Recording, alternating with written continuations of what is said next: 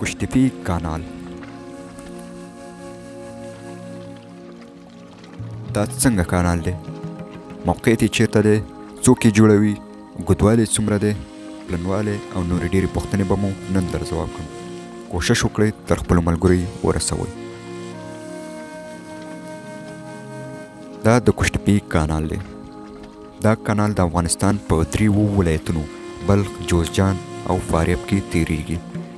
دا کانال 280 کیلومتره اوږدوالی، 100 متره پلنوالی او شاوخوا 8.5 متره ژوروالی لري.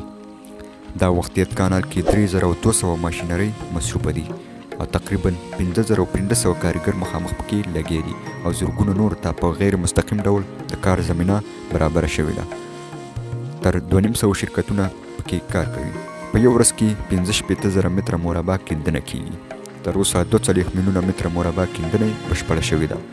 دا کانال به په یوه ثانیه کې 650 متره مکعب اوبه نقلوي. په تیرو 8 میاشتو کې د لومړي فاز 108 کیلومترو په 114 نقطو کې کارونه روان دي چې اکثره یې بشپړ شوي دي. دا کانال به د افغانستان په زراعت کې داسې تاریخي او نه هېرېدونکی انقلاب راولي چې نړۍ او ټول هېوادوال به ګوته په غاښ وي. دلته شپه او ورځ مسلسل کار روان دی. یو ټیم د سهار له 7 بجو، بیا د مازدیګر تر 4 بجو او بل ټیم تر سهاره اخته وي.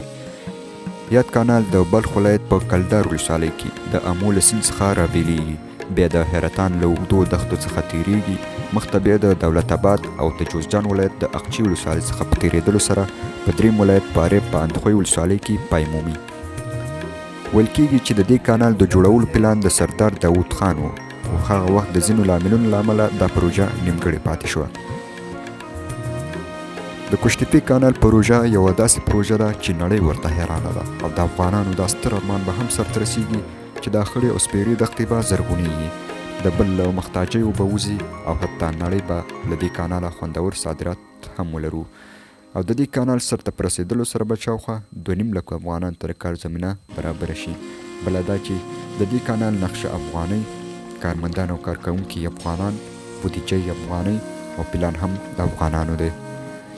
لنډه دا چې په دې پروژه کې هیڅ بهرنی اړخ، بهرنۍ موسسې، بهرنۍ مشورې او بهرني خلک له یو پلوه هم ښکېل نه دي او نه هم توجه ورته شوې ده او نه ورته کیږي او نه به هم ورته وشي، ځکه دا د افغانانو خپله پروژه ده او په خپلو مټو او په خپل همت به یې پای ته رسوي.